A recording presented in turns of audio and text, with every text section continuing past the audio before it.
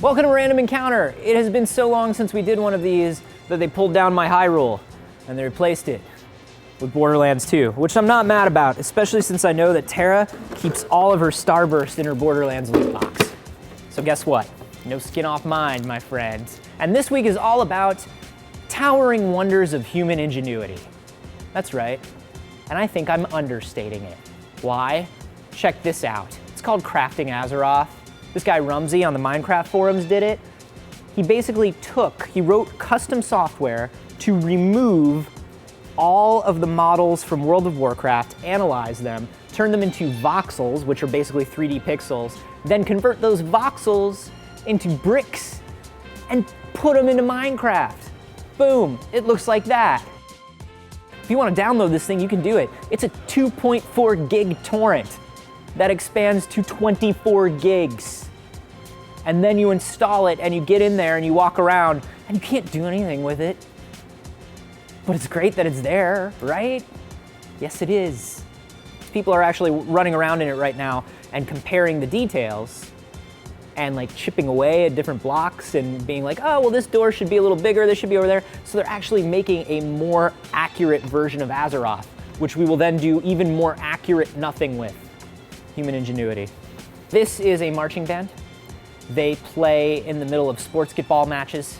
Basically, at the end of each half of a sportsball match, the gladiators go back into their holding tanks and get covered in oils and furs and rubbed down so they're ready. I don't have to explain sports to you, you guys get it. Marching band comes on, they start to play some tunes from video games, and that's great.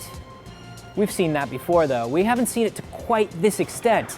First, they make themselves into Space Invaders, and then they just keep going. They turn themselves into a Tetris board as they're playing the theme from Tetris, and all the pieces are moving. They turn themselves into a Master Sword, into Epona. They go through all this crazy question blocks, and the question block breaks and it turns into a star. Let me tell you something. I cannot walk and look at my iPhone at the same time. I slow to a stop if I'm texting. These people are playing complex instruments and staying in formation. They're like human birds. So, a couple weeks back there was Fantastic Fest in Austin, and we're all really jealous that we couldn't be there for a number of reasons. Wonderful movies, fantastic arcade, which is full of great games, but also because of the Adventure Time game jam that happened. 48-hour game jam, almost 100 entrants. Penn Ward himself spoke in creepy Twin Peaks reverse to kick the whole thing off. They wound up with over 100 Adventure Time themed games. Some of my favorites.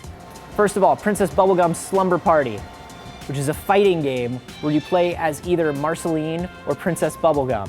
And it's a really good fighting game, and you can see in the window you've got the Ice King and you've got Finn like looking in because no boys allowed, am I right? Get it, guys? That one's really good. I also like Adventureware, which is basically WarioWare, but with Finn and Jake, and you play all these little mini games. My favorite one is also the one that won the competition. It is Adventure Minute. It's by JW and Kitty from Vlambeer, the guys who did Super Crate Box. They made a game that's kind of like Half Minute Hero. You start off as Finn and Jake, you explore the map, and in 60 seconds there's a commercial break, and you start right back at the beginning. But you keep all of the items you managed to find on your last playthrough, and so you can go even farther into the map. It's pretty awesome. It's so awesome that they won the grand prize, which was a crossbow, a custom-made crossbow, which was presented to them by Richard Garriott, creator of Ultima, Lord British. He's been to space. You can download all the games. There's a link.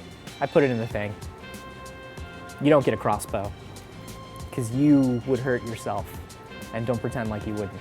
Nature finds a way. We found that out. Jurassic Park, right? You make your dinosaurs, you put frog DNA in them, and all of a sudden you got raptor babies everywhere. That's what happens. You make Pokemon, and you make it single player for all this time, and people are gonna find a way around it. And they did. It's Pokemon MMO. You can go there right now and use your completely legal ROM of Pokemon Leaf Green or Fire Red.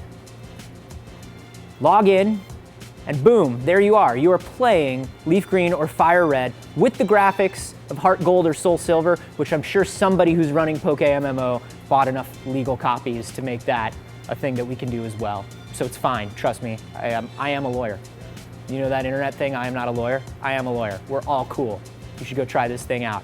But anyway, you can trade Pokemon with friends. You can chat with friends. You can battle friends. You cannot go through the story mode together. It's still a single player experience. But listen, that is more than Nintendo themselves have done. So just, cut them some slack, man. Go and play this thing. I cannot tell you where to find a legal ROM, but they're around. They're around. Anyway, that is all the coolest and amazing video game related stuff that I have found on the internet over the last week. Guys, I'm rusty. I'm out of practice. I haven't done this in a while. I'll admit it. Maybe you found better stuff this week. You probably did. Send it to me. I want to know about it. I will put it here on the internet within this rectangle, and then we will dance the dance of friendship. Contact at anthonycarboni.com. You can tweet at me. I'm at acarboni, and you can leave a comment down below with things for me to check out.